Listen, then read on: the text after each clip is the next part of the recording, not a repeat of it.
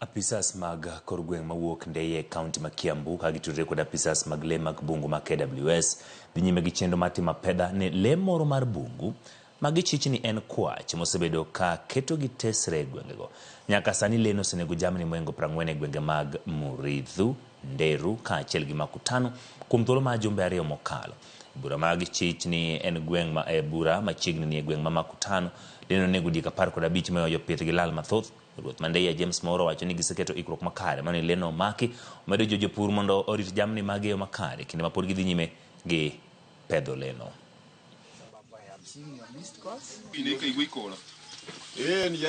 Pahali ilikuwa imekula buzi bado ilikuwa imerudi.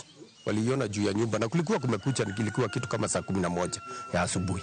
Hata hii kitendo iko hapa nyuma yangu sio atilifanyika usiku mkubwa, inaonekana ni masaa ya kuja kukucha, sababu ukiangalia hata mifugo wengine hawaja kufa. Sinaoneshana ilikuwa imekula masaa ambao ni karibu kukucha. Imeonekana mara kadhaa na watu na kuna mtu ameicapture na CCTV.